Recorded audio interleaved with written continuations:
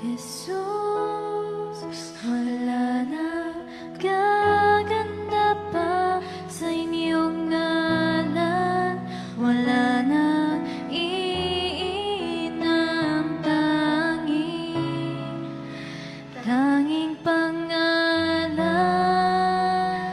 dapat na papurihan. Jesus, kapayapaan. Jesus, kayo'y kagalakan. Jesus, dalay kaligtasan. Purihin ka, Panginoon Jesus.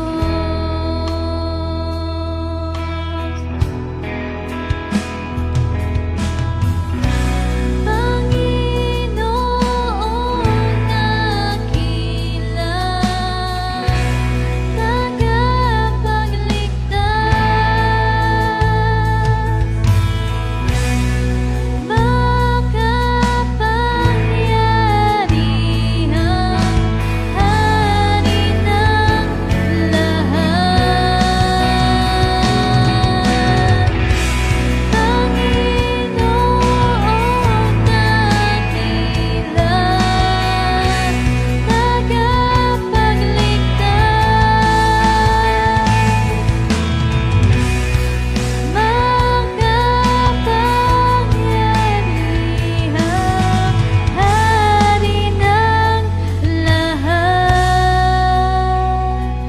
Jesus, wala nang gaganda pa sa inyong ngalan, wala nang iinang tanging pangalan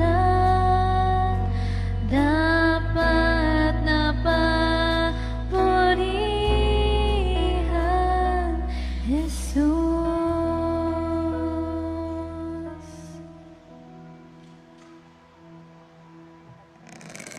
Isang maligayang bagong taon po sa ating lahat. Minsan pa po ay sama-sama tayo na sumamba, magpuri sa isang Diyos na buhay. Tayo pong lahat ay tumayo.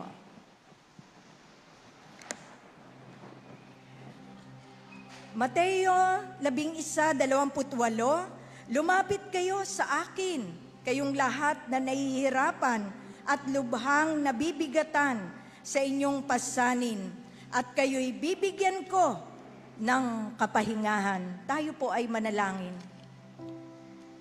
Tunay po, dakilang Diyos, nagpupuri kami at nagpapasalamat sa napakagandang araw na ito ng linggo. Sa mga pagkakataong ito, O Diyos, na sama-sama kami, na Ikaw ang Diyos na sasambahin, papupurihan namin, dadakilain, luluwalhatin ang inyong dakilang pangalan. At sa umaga rin pong ito, Panginoon, naririto ang bawat isa sa amin. Batid mo ang aming buhay, batid mo laman ang aming puso at isipan. Kung meron mang hindi nakalulugod sa inyong harapan, patawarin mo po kami, linisin mo po kami, O Diyos, at nawa ay maging daluyan kami ng iyong pagpapala. Nawa, O Diyos, sa aming mga kilos, sa aming galaw, sa aming mga pakikitungo, Panginoon.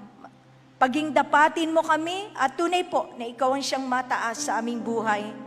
Nagpapasalamat din po kami na Ikaw ang Diyos na laging mapagpatawad at totoong gamitin mo kami lagi, Panginoon, sa iyong ubasan at nawa, dalangin ko po ang pangunguna mo, ang pagsama mo, O Diyos, sa bawat isa sa amin. At Ikaw ang siyang patuloy na pumagitna sa buong bulwagang ito, sa puso at isipan ng bawat isa sa amin. At ang iyong banal na Espiritu, ang siyang mangusap sa amin through the lyrics ng bawat awitin, maging sa mensahe na aming mapapakinggan ngayong umagang ito. Salamat po, Ama, sa kabutihan mo. Salamat po sa mga pagkakataong ito. Salamat po sa oras na ito. Purihin ang inyong dakilang pangalan, sa pangalan lamang ng nag-iisang Diyos na buhay. Amen and amen. Yes, Lord, today we will give thanks to you and glorify you. We thank you, Lord, for your love and mercy. Let everything that has breath bring praise to your name.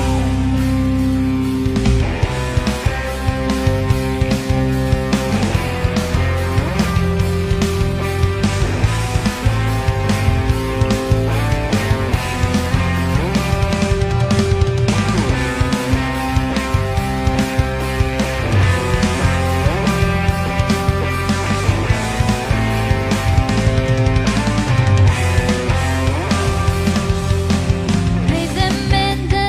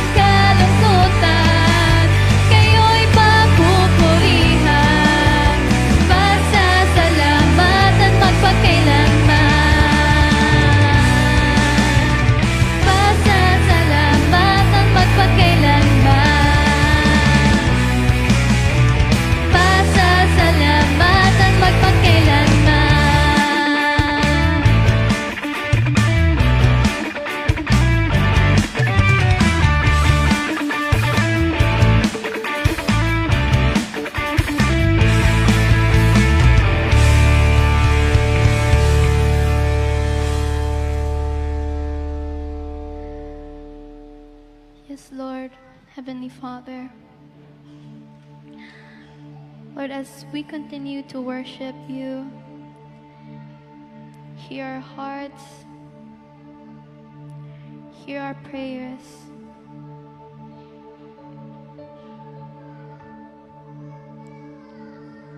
Lord, we offer you everything. We offer you this praise. We surrender everything to you, Lord. We surrender everything at the altar.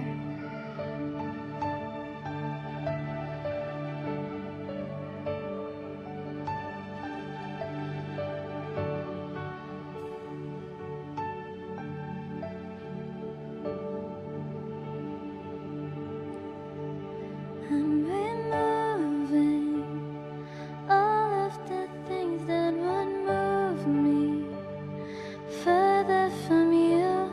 I think you could not be enough. It's not lost on me what you saved me from. I'm running, stumbling, I know, but I'm coming to give you this offering, my worship I'll never withhold. Broken, but you call it beautiful. Where the tears of the desperate reach the feet of the Savior, nothing I wouldn't offer. There's no waste at the altar. Where the heart of surrender meets the hands of the Maker, nothing I wouldn't offer. There's no waste at the altar. You can bring everything, everything, things I've treasured. All couldn't come close to your presence. Grace upon grace, who could measure? No, nothing could measure. And I'm returning, all back to the one I am running, to give him my love, 'cause he took a sinner like me, washed me with grace and then set me free. Oh, where the tears of the desperate reach the feet of the Savior, nothing I wouldn't offer. There's no waste at the altar. Where the heart of surrender meets the hands of the Maker, nothing I wouldn't offer. There's no way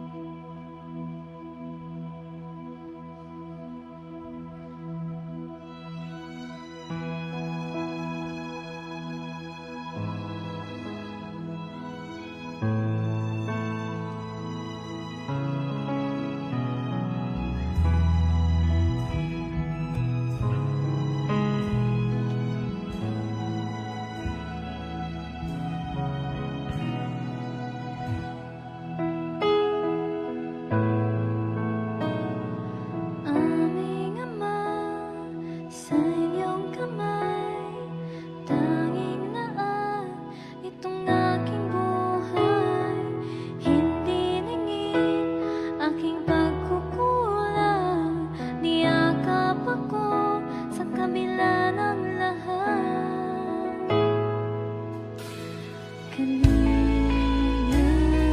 niyo ang pumapawid sa loob ng aking puso. Ang pag-ibig niyo ay walang katulad, Diyos na dakila. Kayo lang ang sasambahin, ano mang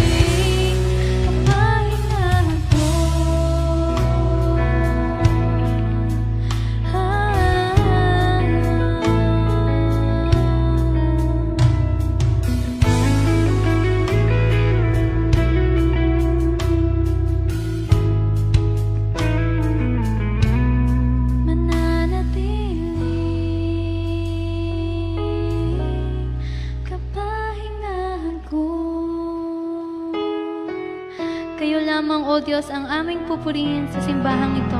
Maghari ka sa aming mga puso. Ang lahat ng ito itinataas namin sa inyong ngalan. Amen.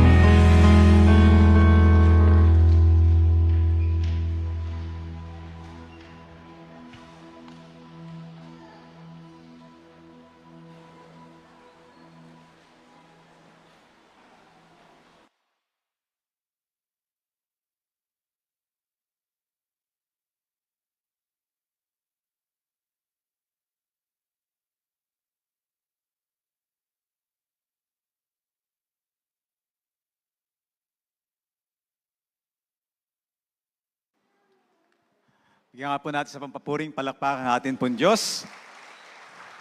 It's always a blessing na tayo po ay humihinga, tayo po ay may buhay, tayo po ay nakapag-gather na ganito na meron pong kalayaan.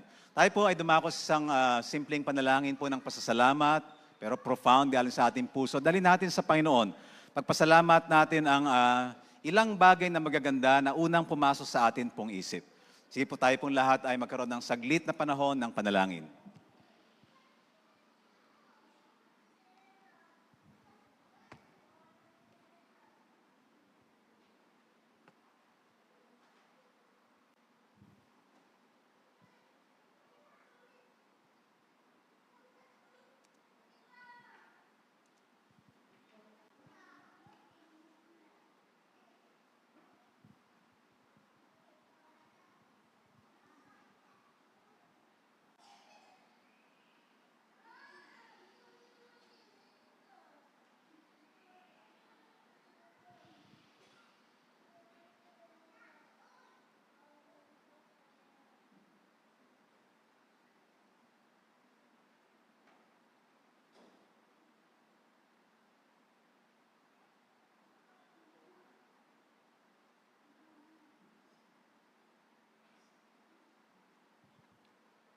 Marami pong salamat, O Diyos, sa katotohanan na sa bawat araw, sa bawat isang linggo na dumadaan, ay talaga pong patong-patong marami po ang mga bagay na tatanggap po namin sa inyo. Hindi nga lang po bawat oras, hindi po bawat araw, ang totoo nga po, bawat sandali. Bawat sandali na kami humihinga, bawat sandali na kami po ay nakakatanggap po, Panginoon, ng inyo pong haplos, ng inyo pong pag-akay, ng inyo pong pagbangon, ng inyo pong provision po sa amin.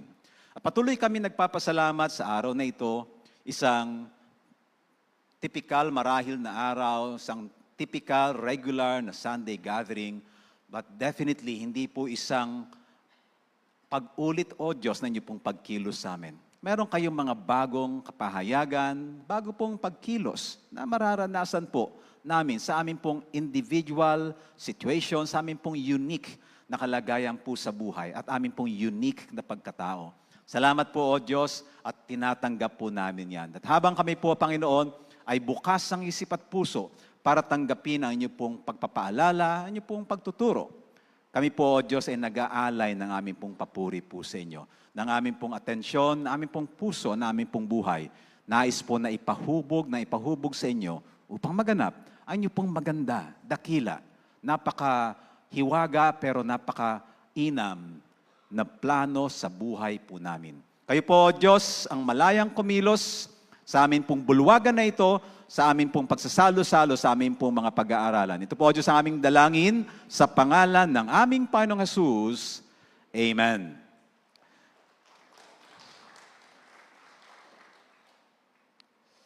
Lahat po tayo, kailangan po natin makaramdam na tayo po ay safe. Tama po ba? At yan po ang ating pong paksa ngayon pong umaga, feel safe. Sabihin nga po natin sabay-sabay, feel safe. Mahirap pong mabuhay na hindi po tayo nakakaramdam na tayo po ay safe. Iiwasan po natin yung sitwasyon na hindi po safe. At yan po ang disenyo ng tao ng unang-una pang panahon. Yung mga tao na halimbawa nakatira sa kuweba pa noong unang panahon, nung wala pang technology, nung wala pa pong ganitong improvement ang atin pong lipunan. At kailangang maramdaman ng isang tao, whether siya ay lalaki o babae, whether siya ay anak o tatay, lalo yung mga tatay, na karaniwan sila talaga yung merong muscle and strength. Kasi may mga predators, may mga sumasalakay na mga hayop. Halimbawa, lions, o kaya tiger, o di kaya ahas, o ano pa mga babangis na mga elemento ng gubat o sa paligid. Kasi noong unang pa, wala pa naman mga buildings. No? Sila nakatira lang sa mga kuweba o kaya sa mga maliliit na mga kubo na kanilang ginagawa.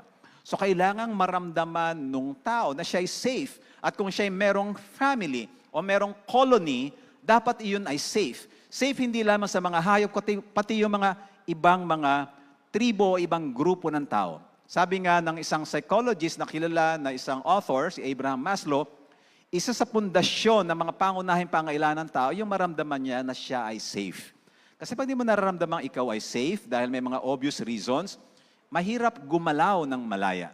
So napakahalaga na nararamdaman natin at tayo ay safe personally, ang family natin ay safe, tama po ba? Family natin ay safe, na ang kasama natin ay safe, hindi man family ang kasama natin. Halimbawa, isang biyahe sa ibang bansa, biyahe sa isang tribo, biyahe sa Mindanao, sa isang, halimbawa tayo na sa Marawi, dapat yung kasama natin ay safe. At ang mga tinatangkilik, ari-arian natin ay safe. No? Yung ating sasakyan, pag bagong taon, safe ba yan? Kapag bagong taon, safe ba yung ating bahay? We always think of safety. No wonder, isa sa mga pangunahing paksa, tema, ipinapangaral ng Christianity ay salvation. At ano po ang root word ng salvation? Save. Maging saved. At yung save at ay safe ay iisa po na salita. O di kaya ay magpinsan, magkapatid, halos pareho ang diwa. At alam yan ng Panginoong Yesus. That's why isa sa mga dahilan kaya siya naparito ay upang tayo po'y makaramdam na tayo po'y saved at maramdaman natin na tayo po ay safe. John chapter 10 verse 9, Jesus said, I am the door. If anyone enters by me, he will find, sabay-sabay po, safety, no? Isa po ito sa translation. Usually, nakalagay po doon ay he will be safe, no? Sabi ko, this means safety also. Surely, may scholar nag-translate ito ng safe to. And I found out, ito pong, I forgot yung why New Testament translation. So, that's it. Talagang part ng salvation is to feel safe. Emotionally safe, no? Mentally safe, spiritually safe, no? And syempre, kung hanggat maaari, sana physically safe, no? Hanggat maaari nga sana, financially safe. Sa Tagalog, John chapter 10, verse 9, basahin nga po natin. Sinabi ni Jesus, ako ang pintuan. So, alam natin ang pintuan. Sino mang pumapasok, pumapasok, labas ka dyan, di ba? Sino mang pumapasok sa pamamagitan ko, kasi nga siya ay pintuan, ay maliligtas, saved or feeling safe. Siya ay papasok at lalabas at makatatagpo ng pastulan. Dahil ikaw nga ay safe, pasok at labas ka, meron kang action na ginagawa at nakakatagpo ng pastulan, it is green pasture. Pagka green pasture, meron kang nourishment. Meron kang kalusugan. Ikaw ay mananonorish, healthy. So ito po'y healthy situation na tayo po ay nasa Panginoong Yesus. Pero paano siya nag-extend sa ating pong Filipino situation? Nais po nating i-zoom in sa Filipino circumstance, Filipino aspirations, Filipino needs, Filipino fears, Filipino culture. At nais po natin tingnan ito sa ating pong Filipino setup. Paano natin ma-apply yung Jesus' na ino-offer niya na safety, yung ministry niya ng safety o ng salvation sa ating Filipino context. Sa ating mga Filipino, safety means hindi ka iiwan. You feel safe pagka hindi ka iiwan. Yung bata nga, di ba, yung baby, pag nararamdaman niya na iniiwan siya, anong ginagawa po ng baby ninyo pagka iniiwan? O naalala niyo ba nung baby kayo, nung iniiwan kayo? Sino may ganun ka-sharp na memory? Di ba, umiiyak kasi he or she feels unsafe. So tayo rin, kapag tayo iniiwan, hindi natin feel tayo is safe, no? Kapag meron tayong mahal sa buhay na aalis, hindi tayo minsan nag-feel safe. Sa Pilipino, ang safety means hindi ka mapapahiya at hindi ka ipapahiya. Sa Pilipino, ang pagiging safety means may sasalo sa akin pag ako'y bumagsak. Sa akin, mahalaga yon. Sa inyo ba mahalaga yon? Sino sa inyo ang tinuturing ninyo na pag bumagsak kayo ay sasalo? A lot of times, yan yung ating pong Mrs., yung ating Mr. A lot of times, yun yung ating magulang. But there are times dumarating yung ating anak ay naaasahan o di kaya kaibigan. Mahalaga sa atin para feel safe, alam mo, may sasalo sa'yo pag sumablay yung negosyo. May sasalo sa'yo kapag ka nagkamali ka halimbawa sa iyong desisyon sa buhay. May sasalo sa'yo kapag ka ikaw ay nakagawa ng kapalpakan. Merong uunawa, hindi ko konsinte, may uunawa. Mahalaga sa atin na meron pang bukas, yung meron tayong pag-asa. So safety has 3 layers. Meron siyang una, practical and physical. Meron siyang emotional and relational. At meron siyang pangatlo, psychological and dignity-based. No? Yung atin pong sa isip, saka yung dignidad. Lalo sa mga Filipino. Agree kayo na sa mga Filipino, lalo noong unang panahon, kahit naman siguro ngayon, napakahalaga ng reputasyon ng karangalan. Hindi na ito inabot ng mga bata dito eh. Pero there was a time na pag nahalikan mo sa kamay ang babae, merong mga palabas sa TV, kung napapanood po ninyo, kumukuha na ng gulok o itak yung tatay, sinusugod yan, halimbawa nagsumbong yung anak. Tay, ba't kami iyak? Hinalikan po ako sa kamay ni Badong. Walang yung Badong yun. Susugurin na yan, may daladalang itak at gulok. Kasi bakit? Mahalaga yung reputasyon, mahalaga yung karangalan. Yung iba nga kasi noong unang panahon, may nakausap ako talaga personally, akala ko kasi pastor, pag nahalikan, pag nahalikan, mabubuntis. Sino noon ang gano'n ng paniniwala, pag nahalikan sa kamay, mabubuntis? Wala. Siyempre, hindi naniniwala yung mga tao ngayon na gano'n. So, mahalaga yung dignidad, mahalaga yung reputasyon natin. Tinitingnan natin yan. Kaya nga, nag-evolve yon sa panahon na kami po na-encounter namin sa mga counseling, premarital counseling. Halimbawa po, nabuntis sa magpapakasal. Siyempre, isa sa mga gusto ko pong isettle doon sa premarital counseling, kaya ba kayo nagpapakasal dahil nabuntis? Kasi my next question is, okay lang magpakasal, buntis man o hindi, pero siyempre, ang pinakamahalagang tanong sa nagpapakasal ay ano po? Nagkakaibigan ba talaga kayo? Kasi baka kaya lang papakasal dahil sa ano na naman ang mahalaga sa Pilipino? Reputasyon. Kasi ano ba ang mas mahalaga? Yung reputasyon o yung magiging relasyon ng ating anak o mo doon sa iyong magiging kapartner? Siyempre, mas mahalaga yung relasyon kasi yung relasyon, magtutuloy-tuloy yun ng mahabang panahon. Yung reputasyon, after naman ng mga ilang buwan ba bago matapos ang intriga? 1 buwan? 2 buwan? 3 buwan? 3 buwan maximum, may bago na namang buntis. So mawawala rin yung mga intriga. Pero yung relasyon, magtutuloy-tuloy yan ng mahabang panahon. Kung ikay nagdurusa sa iyong karelasyon, may matagal yan unless na lang maghihiwalay kayo. Pero kahit pa naghiwalay man kayo o hindi, yung bigat na mangyayari. So tinatanong natin, talaga bang mahal niyo ang isa't isa? At handa ba talaga kayong mag-asawa? At kapag nasagot yon, tuloy ang kasal. At nag-agree lahat. Basta yung legal requirements, lahat ng mga requirements nandun, sige tuloy ang kasal. Pero, kung kaya lang ipapakasal, ay dahil lang ingatan ang dignidad, reputasyon. Palagay niyo po ba, yun ang solusyon sa isang pagkakamali? So sinasabi natin, hindi masasagot na isang pagkakamali na naman ang isang pagkakamali. Hindi mo pwedeng takman ang pagkakamali ng panibagong pagkakamali. So ibig sabihin, nandyan na yan. Siyempre, apektado lahat ng family. So, support each other na lang, suportahan para hindi na madagdagan pa ng bagong pagkakamali. I think sa dami na rin na aking kinasal, hindi ko sure yung number, no? Pero I think 80% to 90% may nangyari ng, mga premarital relationship, sexual relationship. I don't know, siguro ang hirap naman talagang malampasan ng mga magkasintahan yung premarital relationship. Pero as Christians, di ba, itinuturo na dapat i-maintain yung purity. Sana nga na kayang i-maintain. Pero meron po akong kinasal, hindi ko alam po kung 1, 2, 3, 4, hindi ko naman po mabibilang lahat po yan. Saka ang hirap naman tanong nila, maliban obvious na mga buntis. Pero meron at least 1 o 2 na sure po ako na nagsama sila as magkasintahan na sabi nila, kami po yung papakasal pastor, wala pa po nangyayari sa amin. So sabi ko sa nila, alam nyo, I'm really proud of you. Kasi hindi yun madali. Na na-maintain nyo ang purity nyo hanggang kayo ikinasal. Pero meron akong binigay na advice sa kanila. First, magpasalamat nyo sa Panginoon yan. Pero sana, wag maging dahilan nito para i-judge natin yung iba. Na hindi nakaranas ng ganitong discipline na nagawa ninyo at nung inyong stamina para labanan yung temptation, sana hindi natin sila mamalitin. Kundi ito ay isang personal na covenant nyo sa Panginoon at nagawa ninyo.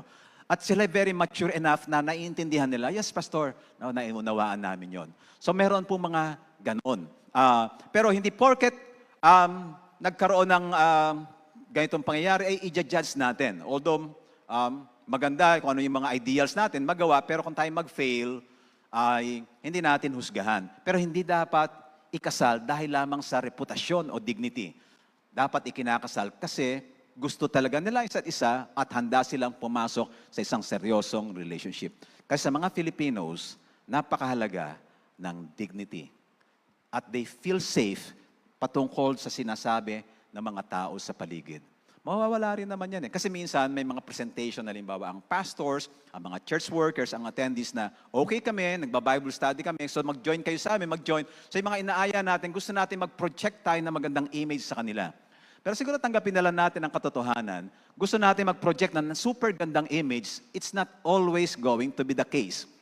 Somehow, mababatikan at mababatikan. So, tanggapin na lang natin yung gagawin natin yung ating best na i-project yung pinakamagandang image sa mga tao, pero gagawin natin yung best para ingatan ang ating sarili. Pero kung sakali tayo mag-fail, huwag na tayo maging super guilty, pero dapat ayusin yung pwedeng ayusin, huwag maging super guilty na hindi ka na makamove forward sa iyong buhay. Ano yung mga practical ways to feel safe? At hindi lang yung sarili natin, kailangan din siyempre safe yung iba. Dahil yung feeling safe ay sumasakop na napakaraming bahagi sa buhay, pipilitin nating siksikin sa maigsing panahon ng pag-discuss ang topic po na ito. Dapat sa personal level, para mag-feel safe po tayo, dapat meron po tayong financial predictability. Bisin ng financial predictability, financial, pera, predictability, yung nakakapamo, medyo parang nahuhulaan mo. Ang ibig pong sabihin din ay, kapag ka meron tayong pangailangan, meron kang emergency fund, kahit 500 pesos, 1,000 pesos na mga paunti-unting iniipon natin, yung alam mo meron kang mauhugot. Yung meron kang magagamit. Ang hirap kasi yung wala kang magagamit. Pero I understand, marami sa mga umaaten sa atin at kababayan po natin, nasa isa talaga napaka-tight na situation financially, na talagang sagad-sagad, talagang lubog sa utang. Basta tandaan lang natin mga kapatid, lalampas din yan. Basta gawin lang natin yung ating gagawin na best para malampasan yung ating pong financial, fixed financial problem, malalampasan din. So meron ka rin pinaghuhugutan, siguro yung kapatid mo, yung kamag-anak mo, pero pag pray mo kapatid na sana mapabilis, Lord, ayoko ng matagal ng panahon na ganito, na ang buhay namin utang, sana po mapabilis. No? Pero real talk, no, sa mga sobrang hirap na hirap sa buhay, alala ko dati, nahihiya na ako pagkasasabihin ng tatay ko. Siguro mga elementary ako noon. Mga grade 3, 4, 5, 6. Either tatay ko o nanay ko, punta ka kay Aling Santa. No? Sumalangit na ba ang kanyang kaluluwa? Punta ka kay Aling Santa. Tapos utang ka doon ng sardinas. No? O utang ka kaya doon ng panutya, saka ng tira-tira. No? Yun na lang iuulam natin. Utang ka ng mantika. Pagpupunta ko doon, dala-dala kayong listahan. Ang haba ng listahan. Yung nilalagay sa mga palara ng sigarilyo. Tapos tinupi-tupi. Ang haba na ng utang nyo, sabihin mo sa tatay mo, magbayad.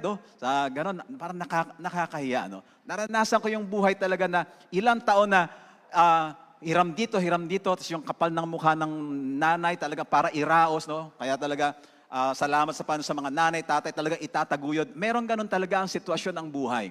Pero sana panalangin natin na mapabilis na makaahon. At isang solusyon nga dyan ay makapag-aral, no? Makapagtapos, at then mag-focus sa pagtulong, no? Pagsuporta sa magulang. Para lahat feeling safe. No? Hindi responsibilidad ng mga anak ang mga magulang na nagpaaral sa kanila.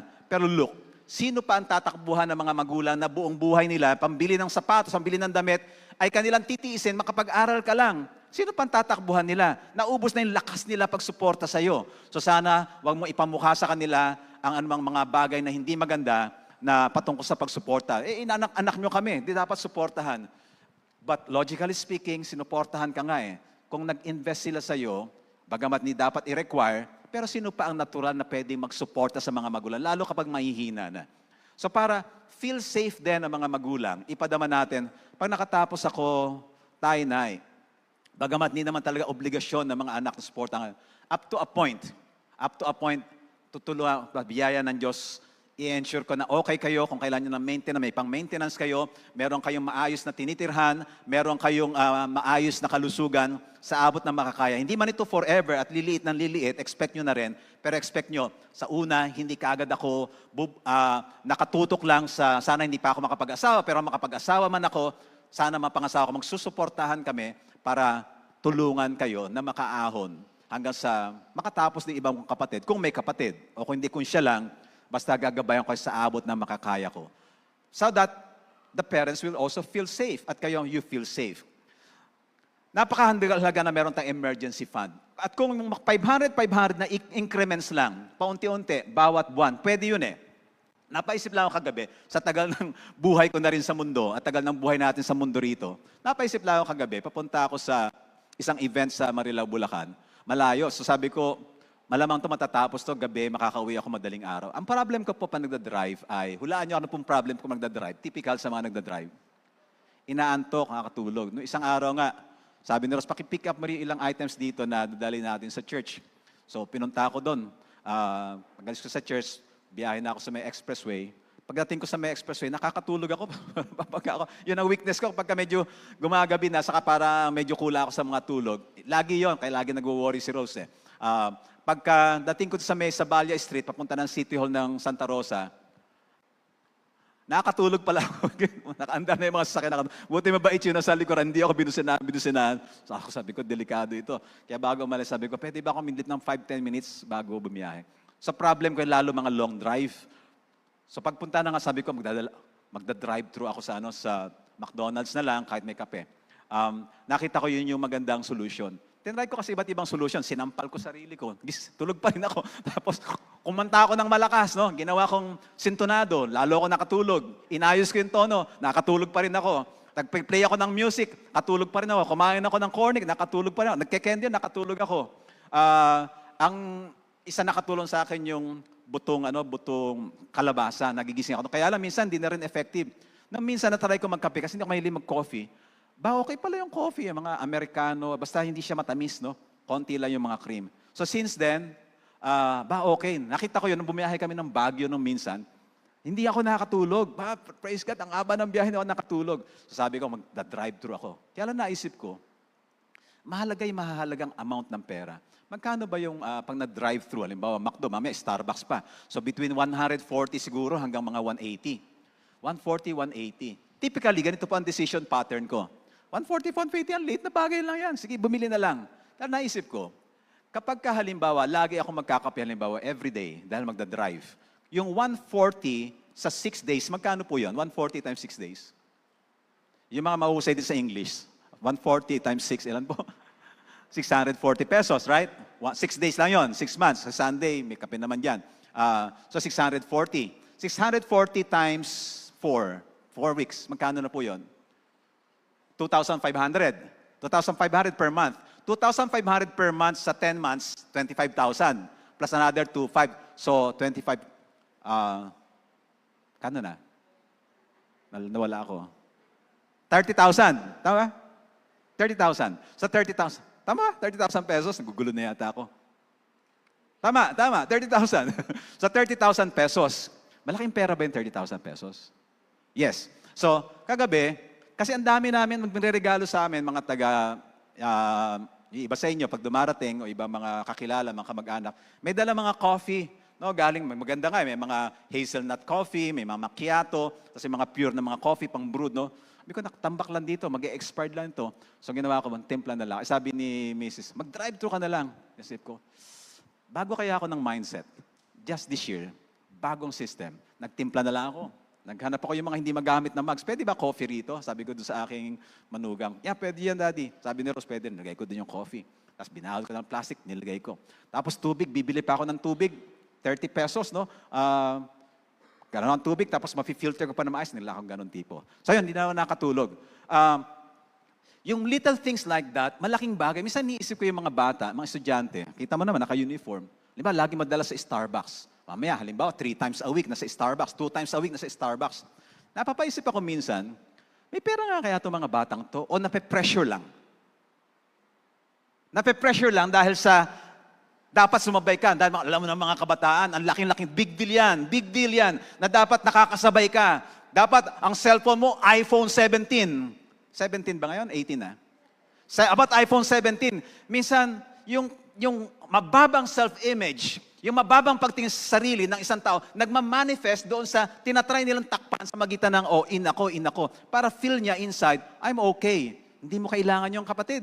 Kung wala talagang pera, hindi mo kailangan ng iPhone 17. Pero kung may pera ka, at meron nagregalo sa'yo, go ahead, walang masama dyan. The thing here is, kung wala ka naman pera, pwede ka na ng mga ibang mga brand.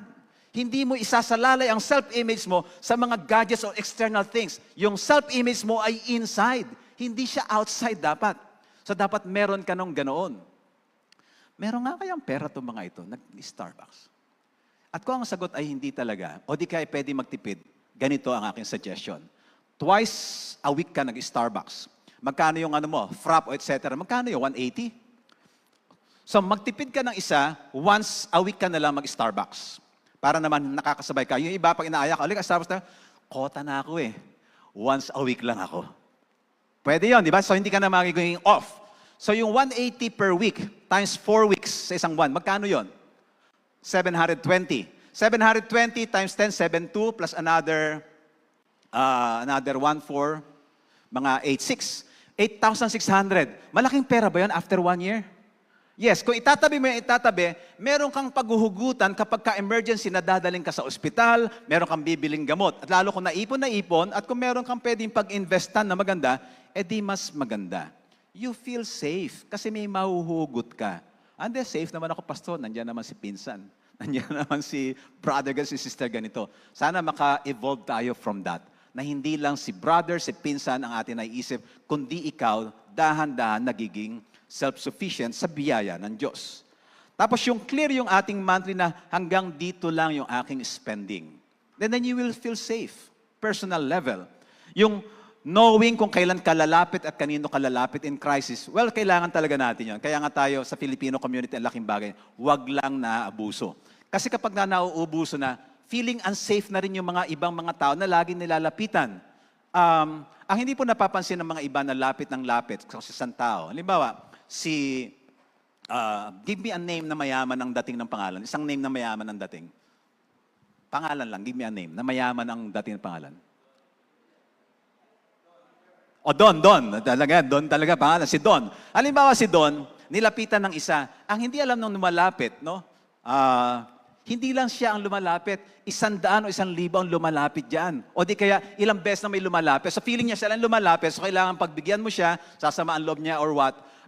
Ang hirap noon kapag halimbawa, pinahiram ka na halimbawa ng 100,000, ng 10,000, ng 5,000. Pagpunta mo pang 4, ang hinihiram mo na lang 500, hindi ka pa makapahiram, tapos ay masama loob mo, actually nararamdaman niya ay ganito. Hindi dahil sa wala siyang 500 pesos, napahiram ka nga ng 100,000 donor fatigue. Nararamdaman yon. Yun napapagod ka, siya na naman. Kasi hindi lang naman ikaw, ang dami nang lumalapit. Kaya pagkasabi, baka nabigla lang yon. Wala akong pera ngayon pero ang liit lang ng 500. Ang bigat din kasi sana, papadama din natin sa mga tao nilalapitan natin na sila ay safe. At saan pwede natin ipadama sa kanila, alam mo, hindi ko tiyak kung kailan ko mababayaran yan. Gusto ko lang maging honest, ayoko maging fake. At marami na ako nahiraman.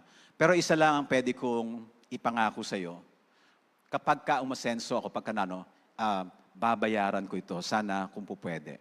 So sa atin naman na nagpapahiram, we also need to feel safe. So tingnan natin yung ating financial capacity sa fund. At hindi lang yung capacity sa fund natin, yung capacity ng puso mo na pag nirelease mo, pag hindi pa nababayaran, ay okay ka lang na hindi mabayaran. You know what I mean? Naalala ko kayo pinag-uusapan ni Rose na close sa kanya, biglang yaman itong ka-close niya, naging millions richer siya. Biglang kumalat yung balita. Hindi ko alam ba't kumalat ang balita na siya ay yumaman. At biglang daming lumapit dito sa babae na ito, no? Na bigla siyang yumaman. So hindi ko alam kung siya rin yung nag-share. Pero alam niyo, may pakpak ang balita, may tenga ang lupa. So may lumapit sa kanya na nanghiram ng, halimbawa ay 100,000. 200,000 nga yata hiniram, 100,000. Lakas naman ng parang wala naman kayong super close relationship. Pero ganoon ang mga tao, di ba? Pag naramdaman na yumaman siya, dapat mapahiram niya ako. Hindi magandang ugali, no? Hindi magandang kaisipan. sa pinahiram. Tapos hindi niya masingil-singil. Tapos may message, hindi reply, etc. Sabi niya, na-stress ako. Sabi mga anak, nagpa-follow up. Yung gano'n na, yung pag ikaw yung nagpahiram, tapos ikaw pa yung nahihiya.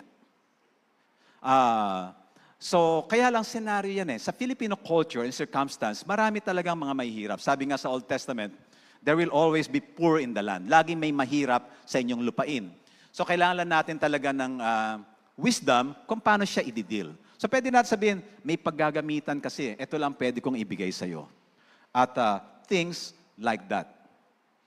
Siyempre sa health, napakalaking bagay para feel safe tayo. Lalo ngayon ang mahal-mahal ma-hospitalize, ang mahal-mahal ng mga gamot. So ang atin po talagang panlaban ay, i-maintain yung kaya nating gawin para tayo ay maging healthy. Ako po, tinatamad nga po ako yung magpapaaraw. Pero pa nakikita ko yung apo namin, naalala ko, magpapaaraw siya. Papaaraw na nga rin ako. Pa nakikita ko yung aso namin nagpapaaraw. Buti pa yung chow-chow namin, magpapaaraw nga ako. So ginagawa ko na lang para magawa, hindi na yung 15 minutes, kahit 2 minutes lang, maarawan lang. Pagka 2 minutes na, nakaka 5 minutes, nagbibilala ako, okay na yon. Kasi meron kami dati binibentang iTeracare na, na quantum technology. 2 minutes lang yun kapag may sakit yung nga 2 minutes lang so 2 minutes lang. So mga little habits para maging healthy. Para you feel safe na mas okay ang iyong katawan. Yung konting exercise lang, kahit tai chi lang, yung pang-exercise. Wag na yung mga ang hirap-harap i-sustain. Kasi minsan may exercise program tayo, halimbawa sa gym. Sa totoo lang, ang hirap i-sustain ng gym Maliban na lang talagang kung ikaw ay talagang gym buff, yung talagang passionate ka dyan. Pero bihira ang passionate sa gym Kung hindi ka ganun ka-passionate na i-sustain mo, kahit yung sa bahay lang, yung mga tai chi, yung angat-angat lang ng kamay na ganun, ganon lang, it's stretching lang.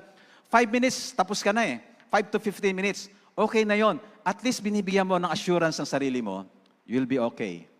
You'll be safe sa health. Kasi nag-exercise tayo, at tayo nagpapaaraw, at natutulog tayo na maayos, at kumakain tayo ng maayos.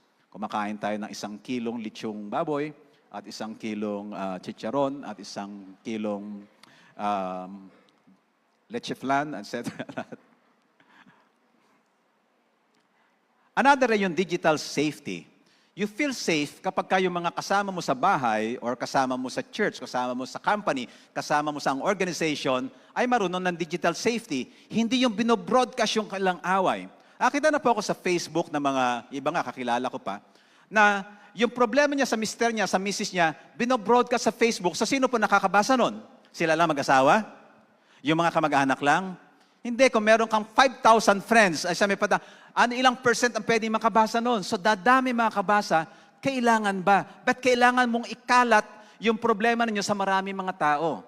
Dapat kung meron kayong problem, dapat pag-usapan yung mag-asawa. Hindi i-broadcast nyo dahil nakita nyo ginagawa ng iba. Hindi yun ang tamang paraan ng paglalabas ng galit. But I know, na pagka pumasok talaga ang galit, nawawala ka sa wisyo. Kaya kailangan natin yan, anger management. At pag tayo nagagalit, bigyan ko kayo po ng isang tip na pwede natin gawin. Nakita ko lang po ito sa isang dumadaan sa Facebook lagi, nag-a-advertise. Yung acupressure point ng ating head ay ito po, sa dulo. Acupressure point yata ito ng something din sa head, itong dalawa. So ginaganyan niya, dinidikit niya. Pagka dinidikit niya ganyan, signal na yun sa kanya na, kalma lang, kalma lang. Kalma lang, kalma lang. Noon, hindi ko pinapansin. Tinry ko, tingnan ko nga, may psychological yan. Kasi acupressure point talaga to ng head ganyan. Dito di ba yung heart?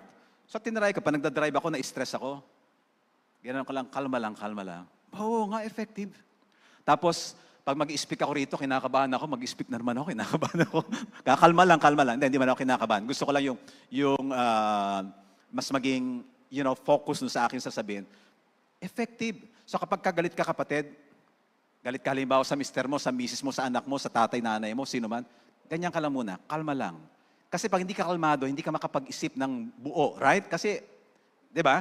Pero kapag halimbawa kalmado ka, 100% magagamit mo yung iyong brain at ang iyong heart. So ganun lang, try nyo kaya ganyan. Parang si Sarah Geronimo ba yun? Ganun. Ano ba? Sundance ba yun? Sundance. Pero try nyo lang ngayon. Kasi lahat tayo nagagalit So kapag hindi mo makontrol, hindi maganda. So try mo lang ganyan. Tapos hinga ka lang, inhale and exhale. Tapos ka mag-pray, Lord, bigyan niyo po ako ng wisdom.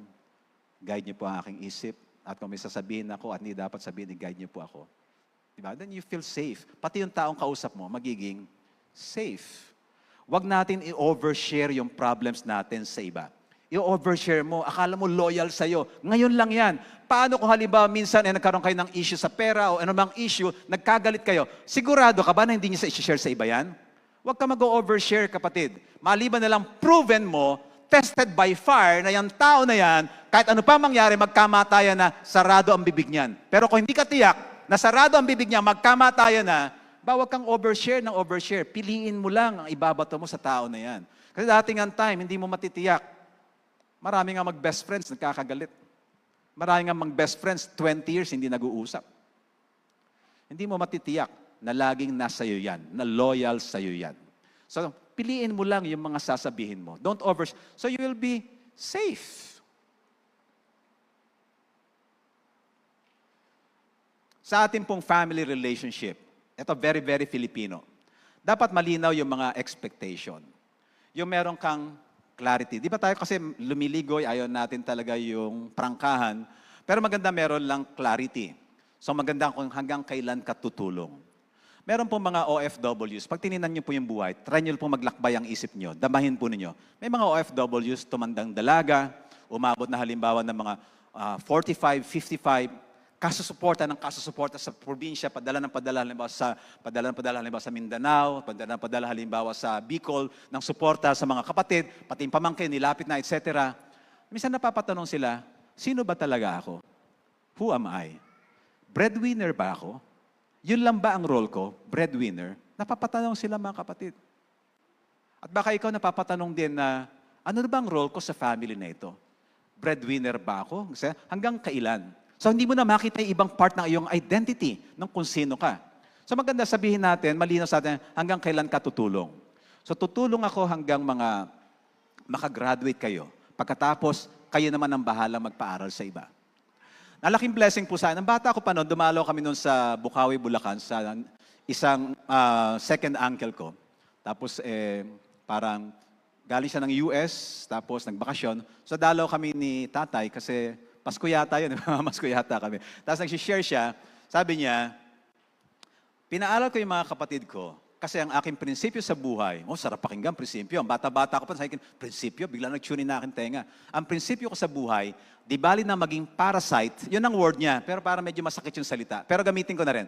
Di bali na maging parasite, di ba sa science, ano yung parasite?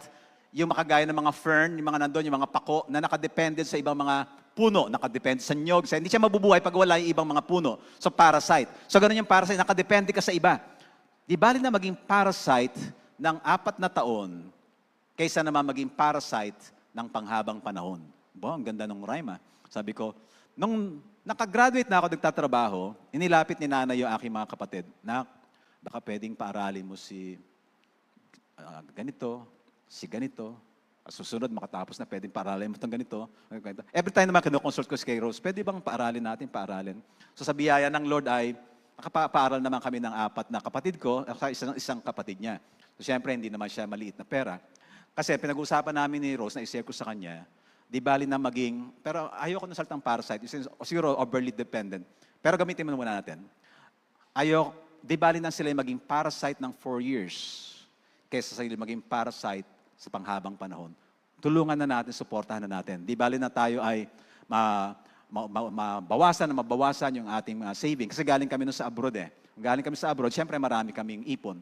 Di bali na mabawasan yung ating ipon, may taguyod lang. At I think si nanay, hindi niya nahinangad yung isang malaking magandang bahay, etc. Ang hangad lang niya, dahil siyam kami magkakapatid, akong panganay, makita niya na nakagraduate ang kanyang mga anak. At di bali nang ilapit niya at talagang magpakumbaba siya na, anak, alam ko, madami ka ng pinag-aaral, baka pwede namang paaralin pa itong isa.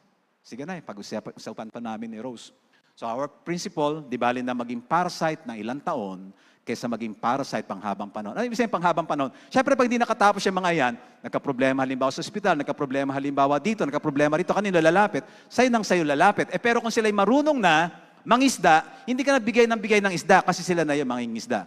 At true enough, sila naman ang mga tumutulong sa iba kasi nakatapos na sila. So you feel safe pagka alam mo hanggang kailan ka lang tutulong. Tay, pagka-graduate ko, susuportahan ko po kayo. At yaan nyo, yung pang-maintenance ninyo, yung make sure ko po na maayos ang kalusugan ninyo, hindi ko kayo responsibilidad kasi responsibilidad nyo ako. Kaya lang, sino nga ang tutulong po sa inyo? So, titiyakin ko na magiging maayos ang inyong pong buhay. Pero siyempre, hindi ko yung forever masusure, pero yung mga unang mga taon, titiyakin ko po na kayo po ay well provided. At sana nga, hindi pa ako makapag-asawa, pero kahit makapag-asawa man ako, sa biyaya ng Panginoon, tutulungan ko kayo. Dahil wala naman ng ibang tutulong. Di ba ang sarap nun?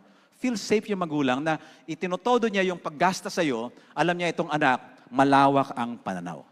Kasi nakakalungkot yung iba, pagkatapos makapag-graduate, etc., siyempre ang daming gastusin, bigla nagkaanak, na doon na nakafocus lahat, nakalimutan na yung magulang na hindi niya na naasikaso ang sarili dahil nga kaintindi na maging maganda ang future ng anak. Sana isama po sa pag-iisip para feel safe din yung magulang. Sa maganda malinaw, ano bang inaasahan mo sa akin? Ano hindi ko kayang ibigay ngayon? At din yung mga boundaries na hindi mo kailangan mag-reject. Hindi mo sabihin, wala akong pakialam. Sa halip sabihin natin, walang pakialam, sabihin natin na, alam mo, mahal kita, pero ito lang ang kaya ko sa ngayon. That's better. Ano po mas maganda? Wala akong pakialam kung may problema ka. Mas maganda, di ba? Alam mo, mahal kita, kaya lang hindi ko kaya ito lang yung kaya ko. So meron siyang malinaw na boundaries. At nape-preserve nito yung kapwa na idea ng Pilipino habang kinikreate mo yung safe place sa pagitan ng dalawa. Ito very important sa atin. Ito po universal. Yung predictability. Yung alam niya, yung kapado niya, yung makakaasa ka. Meaning, halimbawa, pag may pinangako ka sa iyong anak, may pinangako ka sa magulang mo, may pinangako ka sa asawa mo, yung gagawin mo. Kasi kapag ka ganon, predictable ka na, no? Sinabi niya uuwi daw siya. Sinabi niya magdadala siya ng ganito Sinabi niya bubuuin niya yan Sinabi niya aayusin niya yan Tapos ginagawa mo, nagkikreate ka ng safe space sa puso niya, gagawin niya yan. Kasi meron siyang palabra de honor. Meron siyang word of honor. So yung predictability, nagkikreate siya ng feeling safe. At yung hindi pa bago-bago yung mood, yung meron kang mood swing.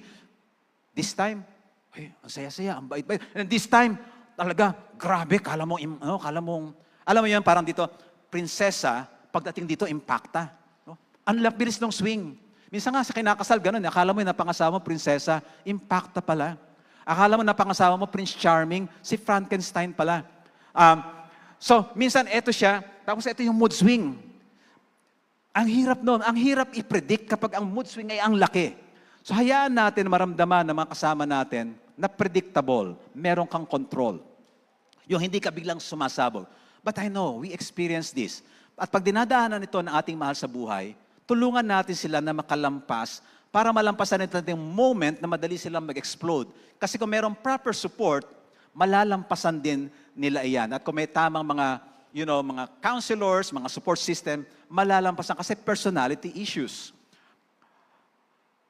Natatakot ang mga Pilipino sa mga pabigla-bigla na reaction. Kaya nga tayo di pa nagsasalta, medyo malumanay, ganyan. Kasi ayaw natin yung mabibigla. So dahan-dahan lang. Meron nga po isang joke, no, na pagka kita sila, matagal na sila nakikita magkapatid. Sabi niya, uy, yung mahal mong aso, biglang tumalon sa bintana. Ayun, pagbagsak, nabagsakan, merong pako, patay. Tagal natin hindi nagkita, yung kagad ay sinalubong mo sa akin. Shock naman ako, ang lungkot-lungkot ko tuloy ngayon. Ba't hindi ka magdahan-dahan? Susunod nga pag mababalita ka, dahan-dahan lang, huwag kang pabigla-bigla. Ayaw ng Pinoy yung pabigla-bigla di ba? Kapatid, may babalita pa ako sa iyong isa Ano yun? Si nanay umakyat ng bubong. Tapos, naglakad-lakad sa bubong. Tapos, merong kinuhan dahon. Tapos, ang haba naman ng kwento mo Sabi mo, wag pabigla-bigla. Anong dulo? Patay na si nanay. Ayaw natin nung tayo ay nabibigla. At ayaw ng mga Pilipino nang ipinapahiya. Yung public shaming. So kapag halimbawa, mali yung grammar ng anak mo, mali ang grammar ng asawa mo, wag mo ipakita sa madla na, ako mahusay, nahihiya ako sa asawa ko. Mali naman yan. Hindi is, dapat was. No? Hindi dapat fafa, dapat papa. Gano'n. Hindi father, dapat father. Pero ang ginagawa mo, ipinapahiya mo yung tao at yung public shaming means emotional unsafety. Hindi siya nagiging safe. At kung meron tayong hard conversations, pwede natin gawin, meron isa pong couples film na meron silang war room. Yung war room na yon ay prayer room at meron din silang room na kung saan doon sila nagtatalo. Hindi nila pinaparinig sa kanilang anak kasi the negative energy, pag na-absorb ng nervous system, hindi mo alam kung matatanggal yun eh. Kaya minsan lumalaki yung mga bata, ang baba ng self-image, ang daling matakot, etc. Kasi yung mga negative energy na binato na natanggap ng bata habang lumalaki. Kaya dito po, ang dami rito po mga mag-asawa, kung kayo po yung magka-conflict, wag po natin iparinig hanggat maaari, ipakita sa ating mga anak. Kasi energy po yun, right? Energy field, magta-travel yon sa nervous system ng inyo pong anak. Magtataka ka balang araw, ba't ito napaka mahiyain? Ba't ito napaka-takutin? Ba't ito ang dali-daling magalit? Yung mga maladjustment pala niyang personality niya ay dulot pala ng kanya mga na-absorb na negative energy growing up. So ang gagawin niya, meron kayong parang area para mag-usap. Hindi para magsuntukan, magsapakan, kundi mag-argue. Pwede naman kayong mag-argue without fighting. Pwede kayong mag-argumento na hindi nyo kailangang mag-away. Yung magpapalitan, yun lang naman kung kailangan nyo gawin eh. Ilabas lang yung mga nararamdaman nyo, ilabas yun nasa isip ninyo, magkapalitan, and then makinig. And pag nararamdaman ng kapartner natin na nakikinig tayo, hindi tayo sabat kagad ng sabat, nagsasalita pa rin, sumasugod ka, ano nararamdaman niya? He or she feels safe. Basic need ng tao that we feel safe. Kailangan nating ipadama. At mahalaga yung gentle tone. Sa kulturang Pilipino, ang laking bagay nung malumanay ka. Nagalit yung anak. Bakit? Ano ba yung mali sa sinabi ko? Wala namang mali sa sinabi mo eh. Yung tono ng pagsasabi mo. Nag-away yung mag-asawa. Bakit? Ano yung mali sa sinabi ko? Wala namang mali sa sinabi mo eh. Yung tono ng pagsasabi mo. At minsan hindi lang yung tone, the timing ng pagsasabi. Minsan kapag meron ang kailangan kausaping tao, naalala ko many years back. Tapos may position sa company, alam ko maraming inaasikaso dahil mataas ang posisyon na napakalaking multinational company. Pero kailangan ko siyang kausapin. Naghahanap ako ng oras para kausapin. So, chinek ko, usually kapag kapatanghali na, bumababa na ang blood sugar. Tapos, syempre, ang dami niya ng mga meetings, etc. So, anong best time? Siguro, kailangan ko ng may pag-usap, hindi ko na pwedeng i-delay. Tatawagan ko na sana ng mga 11:30. 11:30, naku, baka pressured na ito, patanghalian na, hindi magandang time. So sabi ko, pag nakakain na, medyo nag-balance na yung sugar, na-feed na yung brain ng sugar, mga 1 o'clock na lang. Saktong katatapos lang ng lunch. So, timing, hopefully, nag-work yun. But the point here is, mahalaga pati yung timing ng ating pakikipag-usap. And then, safety sa couple, dito po tayo magwawakas, safety sa couples relationships. Paano po ma-feel na safe na isang couple? Assurance ng commitment. Nasasabihin mo sa iyong partner, halimbawa, hindi kita iiwan. Nasabi ko na yung pastor nung kinasal kami eh. Kailangan mo ulitin yun eh. Hindi kita iiwan. O di kaya, kung hindi ka talaga ma-verbal na tao, edi sabihin mo lang sa mga actions mo na hindi kita iiwan. Lahat po ng couples, aamin po kayo, lahat ng kabahaging partido ng couples ay subject to temptation. Babae at lalaki. Lalo ngayon panahon ng social media, napakadali ng temptation. So anong pwede natin gawin para feel safe yung ating kapartner? At benefit mo yan kapag okay ang inyong family. Kasi sa oras na nagulo ang inyong family, anong epekto niyan sa anak mo? Anong epekto sa iyo? Anong epekto sa mga properties nyo? Anong epekto sa mga kamag-anak? Magulo. It's also for your benefit na hindi maging magulo ang iyong buhay. So make sure na intact ang family. Pinasok mo na rin naman yan. Committed ka dyan sa iyong kapartner, lalo kung meron kayong pamilya. So maganda na meron tayong verbal assurance. Yung mga, siguro i-limit natin yung ating mga, halimbawa, yung ating mga tinitin na mga pictures ng mga kaklase natin ng high school, kaklase natin ng college, no? Paglabas ko nga ng first service, may humabol sa akin isang young couple, no? Sabi nung babae, kalabas ng lalaki. Sabi niya, may kwento ko na rin, hindi naman nila kilala. Sabi niya, Pastor, yung sabi niyo kanina yung sa Facebook, yung tingin ng mga pictures, may tawag na po dyan eh. Tapos seryoso siya, micro-cheating. Sabi niya, micro-cheating. Serious, wala kaya ako nahagip na thread sa kanila. Sana wala naman ano. Pero it's common to all, right? You can do micro-cheating. Yung titingin-tingin ka ng mga pictures, pero actually, meron ka ng dahan-dahan, emotional infidelity na pumapasok dahan-dahan. Hindi na magiging safe. Kasi alam niyo pa, may salitang kutob o pakiramdam. Malakas sa babae ito, pero meron din ng lalaki. Nararamdaman mo yan eh. Yun lang, nagte-text ka, dadadala mo cellphone mo sa loob ng CR, hindi mo ginagawa dati. Nakukutuban ka na, no? Bakit kaya sa loob ng CR nagte-text ang tagal-tagal na? Tapos bakit? Dati nakaharap naman sa iyo pagka maya-maya nakatalikod na. So medyo may napapaisip ka na ngayon, right? So kailangan natin hayaan ma-feel nila na safe. And this one also helps. Ito, kailangan ko talaga, grabe yung rewiring na ginawa ko sa aking brain. Kasi pinalaki kami na parang, aloof. Inabot niyo ba yung pamilya na, huwag kang sasabat. Pag may bumisita kami darating, alam niyo po sinasabi sa mga magulang, common po to, hindi lang sa amin, sa maraming pamilya noong unang time. Pasok kayo sa loob, pasok kayo sa loob, pasok kayo sa loob. Nandun kami sa ang sikit lang ng mga kwarto namin. Wala nga kaming kwarto, meron lang kumot eh. Nandun kami ang taga-taga, hindi pa ba aalis yung aming bisita? So, lumaki kami sa ganun. So, natuto kang parang maging reserve, mahiyain, introvert. Tapos, huwag kang sasabat, tago ka. So kami, hindi rin kami ganun ka-close. Kaya yung mga magulang dito, dapat palaki natin close sa atin. Hindi ko nga mayakap ang mother ko eh. Pero nalaman ko as a Christian at naging pastor na, anong sama? Mahalaga na mayakap ang nanay. Gusto niya rin yun. Kasi tapang ni nanay, parang waray, Bisaya. Pag uwi ko malapit kayo sa Bulacan, yayakapin kong nanay ko. So biyahe ako, bihira naman ako makauwi. Pagdating ko doon, kwentuhan, tapos tumatakbo sa'yo, di ba yayakapin mo? Maya-maya na. Kwentuhan, di ba yayakapin mo nanay mo? Kwentuhan, di ba yayakapin mo nanay mo? Mamaya na. Kwentuhan. Nakauwi na ako, hindi ko nayakap nanay ko. Nahihirapan ako, kinikilabutan ako. Kasi hindi kami lumaki. Hindi ito maintindihan ng mga bata na lumaki na hag-hag kayo. Lumaki kami, walang ganon-ganon. Sabi ko, bigo ako. Bigat-bigat na loob ko. Babalik na lang ako. Pagbalik ko ulit, pag another month na naman, yakapin ko. Siguro the third time nangyari yun na, lakas ako ng loob ko. Sabi ko, Nay, parang umaapoy, parang ako nasusunog.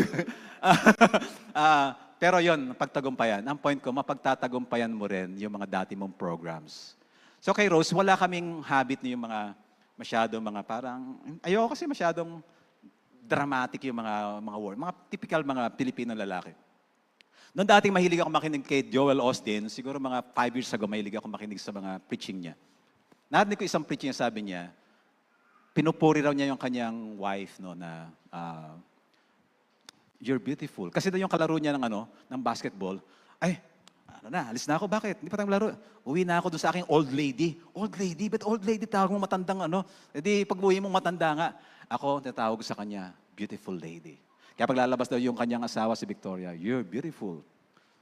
Tapos si Victoria naman sabihin, you did a good preaching today. Sa gusto rin niya yan.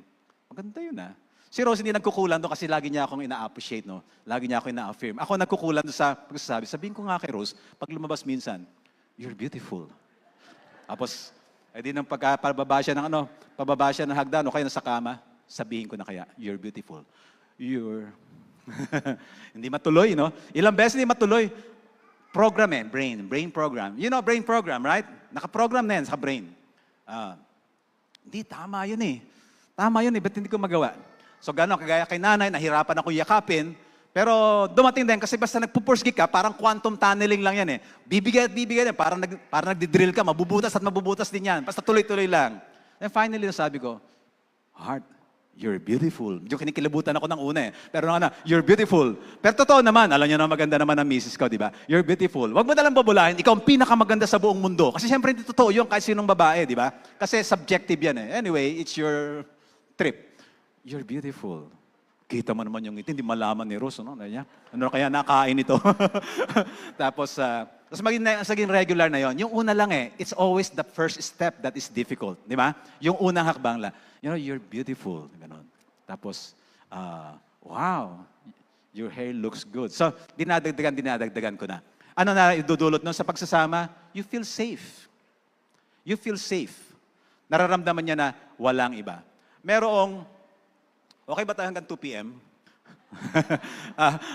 Merong kasama si Rose 700 Club, si Mari Caimo. Kilala niya yan News anchor yan sa Channel 2 dati yata, Channel 25. So, naging Vice President ng 700 Club Operation Bless. So, pupunta ako doon sa Channel 7 station nila dyan sa Makati. Pagpunta ko minsan, first time ko makita si Mari Caimo, ba't ganun? Sa TV, ang laki ng mukha nito. Sa TV, matandang tingnan. Sa TV, parang maitim. Ang kinis ng kutis. Ang puti, tapos, ang bata niya, tapos slim lang siya. Ang pogi talaga.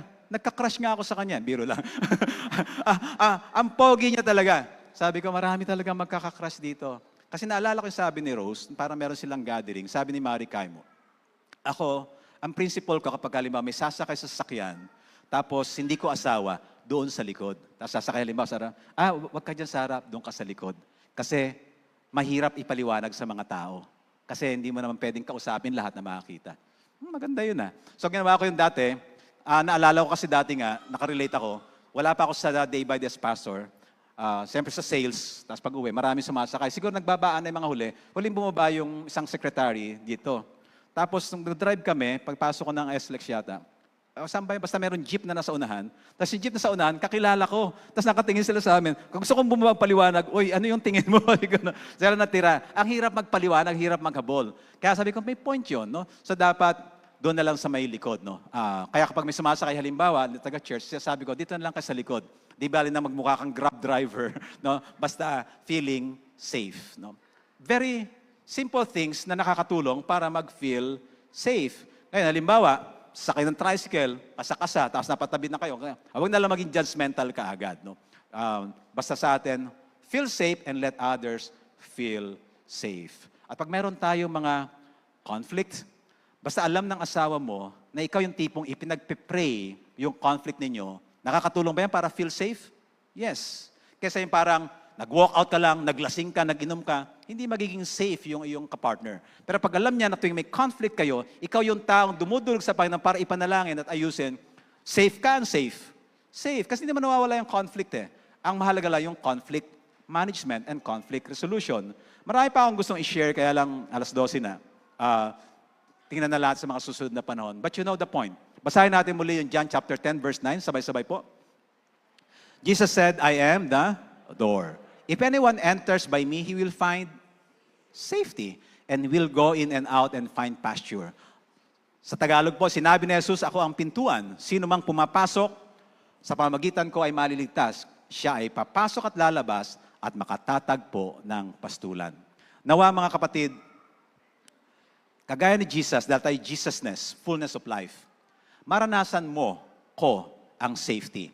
At maranasan ng family mo, ng asawa mo, anak, magulang, yung safety, ng kapatid mo ng safety, at dito po sa church. Nawa pag may dinala ang Lord na mga tao dito sa church, at yung mga nandito na sa church, sana we feel safe with one another.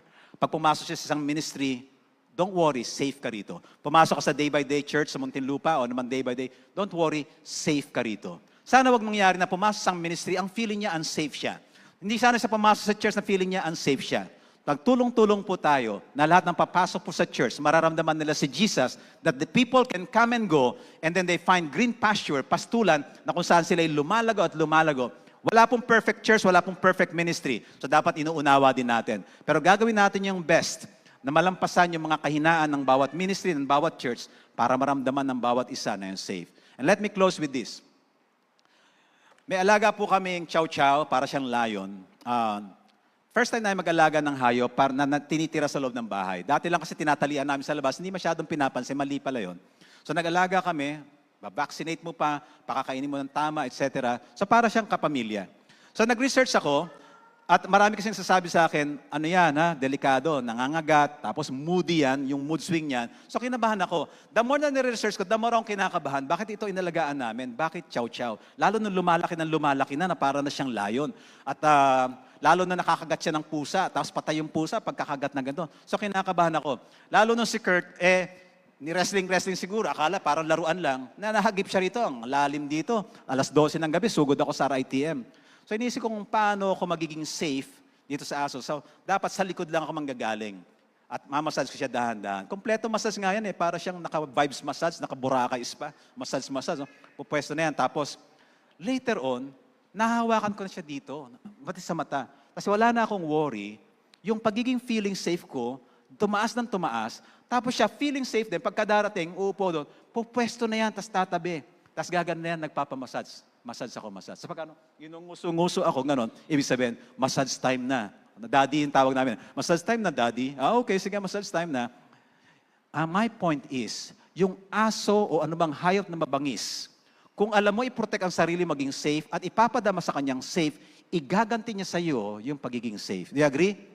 So kahit sino pa siya nag-uusapan nating tao, mayroong reason kaya siya parang umaalma, pero kung ipapadama mo sa kanya, come on, safe ka sa akin. Pwede kang mag-open up, pwede tayong uminom ng kape, pwede tayong magkwentuhan, pwede tayong magsama sa isang Bible study. You're safe for me, safe to me. Pwede kang mag-open up at hindi kita ilalaglag. Pwede kang maging kasama, safe ka sa akin. Kung ipapadama natin yon, imi-mirror natin yan, Newton's law of motion, action-reaction, sasalaminin lang yan, ipapadama niya din sa'yo na safe ka sa Kanya. May mga tao parang hindi pa hirap, pero a lot of times, ibabalik niya yan sa'yo. Kapatid, sana maranasan mo sa mga relationships mo, sa asawa, sa anak, sa magulang, sa church, saan man, that we are safe with one another. Gusto ba natin yon? Deserve natin yon, basic need, maramdaman natin yan. Pero ka mag-alala, at dapat alam natin to, safe na safe ka sa Panginoong Yesus. So lagi ka lang lumapit, magsumbong sa Panginoon, dahil hindi ka niya huhusgahan, hindi ka niya itatakwil, hindi ka niya iiwanan. Amen? Tayo po lahat ay yumuko at manalangin. Karoon po tayo ng personal response ng prayer. Meron bang taong kailangang ipadama natin na safe siya? Dali natin sa prayer. Baka kapamilya mo yan o sa church o sa labas. Meron bang ikaw pakiramdam ko na safe? Ayun sa Panginoon. Pwede mo yung support sa Panginoon.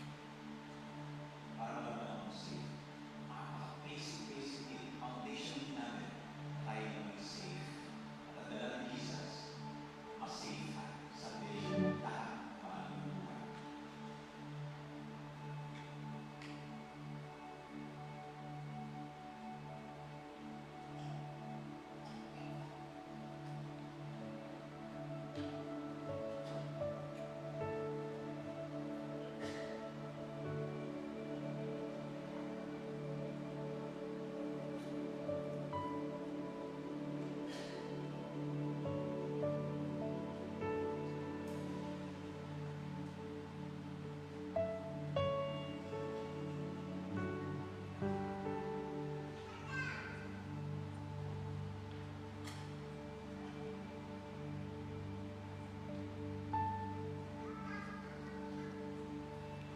Kung meron kayong tinataas na tao sa Panginoon para maramdaman niyang siya ay safe, taas niyo po ang inyong kamay. Panginoon, tinataas ko po ang taon to, mga taon to, na maramdaman nila na safe sila sa akin.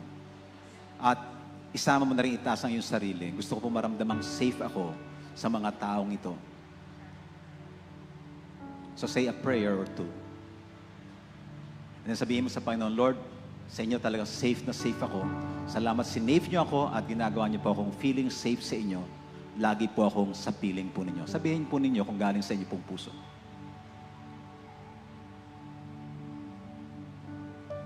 Aming Diyos, marami pong salamat. Aalis kami sa bulwagang ito mamaya, nataglay yung kapayapaan, yung feeling safe, yung feeling secure, feeling protected na galing po sa inyo. At nawa ito'y kumalat ng kumalat sa aming tahanan, sa amin pong trabaho, paaralan, sa amin pong church. At dalahin po namin, Panginoon, magningning kayo sa aming pong buhay. Salamat sa inyo pong binigay na kapayapaan sa bawat isa. Purihin po kayo sa pangalan ng aming Panginoong Yesus. Amen.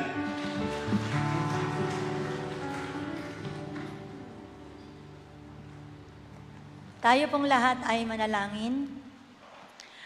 Panginoon naming Jesus, lubos po kaming nagpapasalamat at nagpupuri sa iyong dakilang pangalan na wala nang higit pa na magiging ligtas kami, kundi sa iyong presensya. At salamat po, O Diyos, sa karunungan, kalakasan, patnubay, na ibinibigay niyo po sa amin upang lalo naming piliin ang iyong presensya at upang piliin kung ano ang tama at kung ano ang nasa katwiran. At ganon din po, O Diyos, sa aming pagbibigay. Maraming salamat po na sa taong ito ng 2026, ang nais mo para sa aming lahat ay buhay na masagana, buhay na pinagpala, the fullness of life, Lord, na punong-puno ng Jesusness.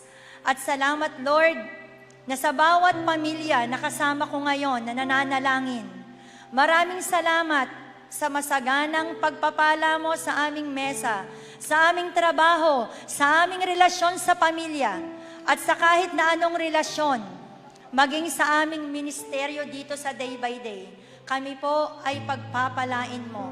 Maraming salamat, Panginoong Diyos, sapagkat sa gitna ng iyong presensya, nandoon ang kaunlaran, katalinuhan, karunungan, at anumang hawakan ng aming mga kamay nang naaayon sa iyong kalooban. Ito po ay iyong pagpapalain sa taong 2026. Salamat po, ito po ang aming samot dalangin ng may pagpapasalamat sa tanging pangalan ni Jesus. Amen.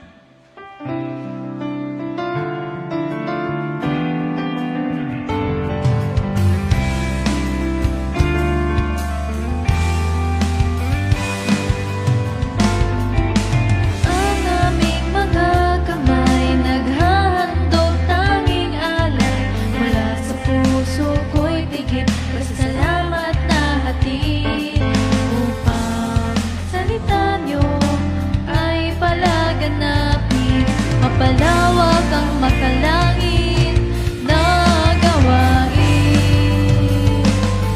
Ang tinig na umaawit, mga papuri ang inihahatid, pasalamat ang sinasambit, kagalak ay walang patid. Buong sayang ibinabalik, mga biyayang galing sa langit, bunga ng mayaman ninyong pag-ibig. Ang aming alay, O Diyos, ay tanggapin, handog na pinakamainam ang aming dadalhin. Lahat ng ito'y sa inyo rin ang galing, nakalaan tungo sa inyong gawain. Ang aming alay, O Diyos, ay tanggapin, handog na pinakamainam ang aming dadalhin. Lahat ng ito'y sa inyo rin ang galing, nakalaan tungo sa inyong gawain.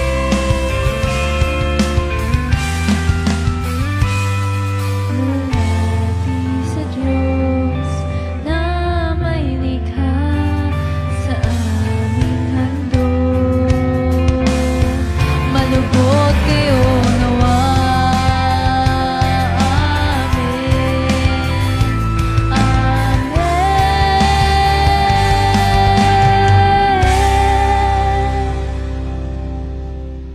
Yes, purihin po ang ating Panginoon sa mensaheng inihatid sa atin ngayong umagang ito na pinamagatang Feel Safe. Are you feeling safe? Ay, buti po may sumagot. Meron po bang ngayon lamang dumalo sa ating gawain? Maaari po bang anyayahang tumayo? Meron pa po? Yan. Kagalakan po sa amin, ate, na kayo ay makasama at nawa hindi ito ang una at huli na kayo ay aming makakasama. No? Masarap pong makinig ng mensahe ng Panginoon at maging sa mga pag-aawitan. Ini-encourage po ang ating mga kapatiran na gumamit po ng church, na gumagamit ng church parking, mag-register po ng kanilang mga sasakyan sa lobby, no? Ang vehicle registration po na ito ay for security and database purposes. Buti na lang, di ko po dinadala yung sasakyan ko, no? Para hindi na ako paparegister. Okay, anyways, sa lahat po ng mga nanay na merong estudyante or nasa Sunday school, lahat po ng mga nanay or tatay, pwede po kayong bumaba right after dito, baba po kayo sa Sunday school. Po, lahat po ng mga nanay or tatay. At para sa ilang detalye po ng ating mga gawain, bumisita lamang po sa ating Facebook group na ng Day by Day Cyber Bulletin Board. O kaya po ay mag-message sa ating Facebook page ng Day by Day Metro South Muntinlupa. Muli po, gawin po nating makabuluhan ang taong 2026. taong 2026, more blessings para sa church ng Day by Day, more blessings sa pamilya ng bawat isa, at lagi po na gamitin ang ating buhay para sa paglilingkod sa ating Panginoon. Mabuhay po tayong lahat.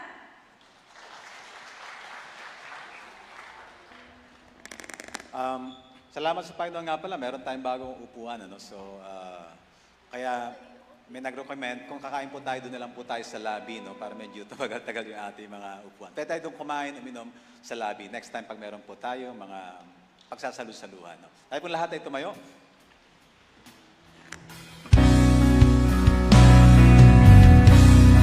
Kayo lang ang sasabahin, ano mang unos ang dumating. Ang kanlungan niyo, isandigan ko, sa buhay ay kailangan ko. Kayo ang ublihan, aming kalakasan. Ang pag-ibig niyo ay ang iwanag ko, mananatili, mananatili, mananatili. Kapahingahan ko. Salamat po, O Diyos, sa inyo pong pagkilos sa amin sa isang buong linggo, maging sa mga panahon na ginugol po namin sa bulwagang ito. Alam po namin na kasama namin kayo. Pagkasama namin kayo, O Diyos, tiyak po na meron po kaming baon, bitbit, meron po kayong ipinaramdam sa amin. Sa pag-alis namin sa bulwagang ito, patuloy na taglayin namin ang kasaganaan ng inyong kapayapaan, kasaganaan ng inyong pagmamahal, ang kasaganaan ng inyong pong karunungan, ng inyong pag-iingat, ng inyong pong biyaya, maging na inyong pong pagpapagaling. Mga kapatid, pagpalain tayong lahat ng ating Diyos, hindi lamang sa araw na ito, kundi sa isang buong sanlinggo at mga darating pang araw, maging ang ating sambahayan. Sa pangalan ng ating Panginoong Hesus, Amen.